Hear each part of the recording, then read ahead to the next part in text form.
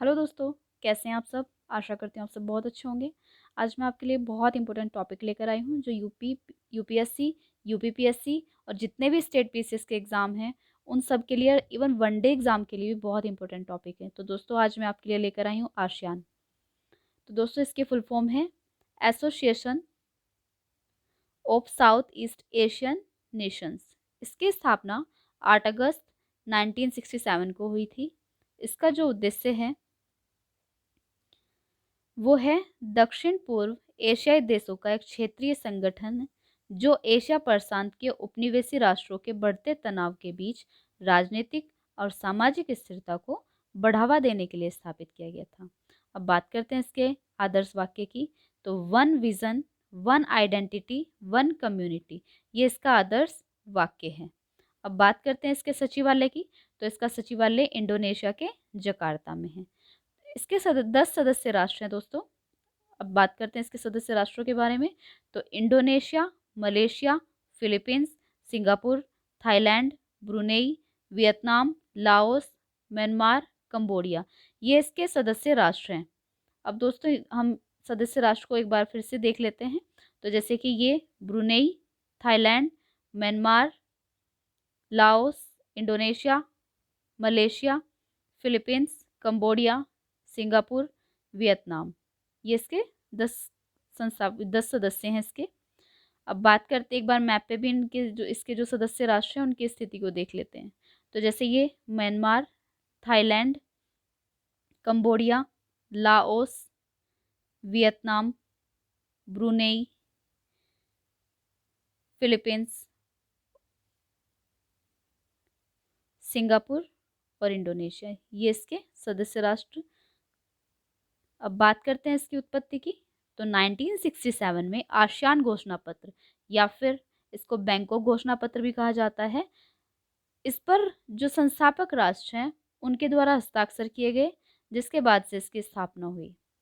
जो संस्थापक राष्ट्र हैं वो हैं इंडोनेशिया, मलेशिया, फिलीपींस, सिंगापुर और थाईलैंड। वर्ष 1975 में वियतनाम युद्ध के अंत में बाद की जो स्थिति थी वो काफ़ी बदल गई थी, जिसके कारण इसके जो सदस्यता है वो दोगुनी हो गई। 1984 में इसमें ब्रुनेई शामिल हुआ। उसके बाद दोस्तों वियतनाम 1995 में, लाओस और म्यांमार 1997 में और कंबोडिया इसमें 1999 में शामिल हुआ। तो अब इसके जो सदस्य राष्ट्र हैं वो कुल 10 हो गए हैं। 1997 में आसियान विजन 2020 को अपनाया गया। 2008 में जो आसियान चार्टर लागू हुआ, इसे कानूनी रूप से बाध्यकारी बना दिया गया। अब बात करते हैं इसके स्तंभ की। तो इसके कुल 3 स्तंभ हैं। वो हैं आसियान राजनीतिक सुरक्षा समुदाय, आसियान आर्थिक समुदाय, आसियान सामाजिक सांस्कृतिक समुदाय। अब बात करते हैं भारत और आसियान के परिप्रेक्ष्य में। तो आसियान के साथ भारत का संबंध उसकी विदेश नीति और एक्ट ईस्ट पॉलिसी की नींव का एक प्रमुख स्तंभ है। भारत और आसियान में पहले 25 साल की डायलॉग पार्टनरशिप थी, 15 साल की समिट लेवल इंटरेक्शन और 5 साल की स्ट्रेटजिक पार्टनरशिप है। आर्थिक सहयोग। अब आर्थिक सहयोग की बात करते हैं तो दोस्तों आसियान भारत का चौथा सबसे बड़ा व्यापारिक भागीदार है। आसियान के साथ भारत का अनुमानित व्यापार भारत के कुल व्यापार का 10.6% है। भारत के कुल निर्यात का आसियान से निर्यात लगभग 11.28% है।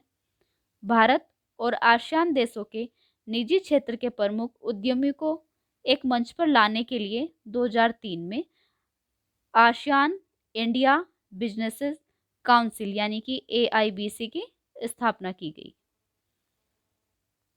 आसियान भारत केंद्र भारत और आसियान में संगठनों और थिंक टैंकों के साथ नीति अनुसंधान, रक्षा तथा नेटवर्किंग गतिविधियों को शुरू करने के लिए इस केंद्र की स्थापना की गई है। राजनीतिक सुरक्षा की बात करें तो भारत आसियान को अपने सभी क्षेत्रों में सुरक्षा और विकास के इंडो पैसिफिक विजन के केंद्र में रखता है। इसकी जो पहली बैठक हुई थी वो फरवरी 1976 में बाली यानी इंडोनेशिया में हुई।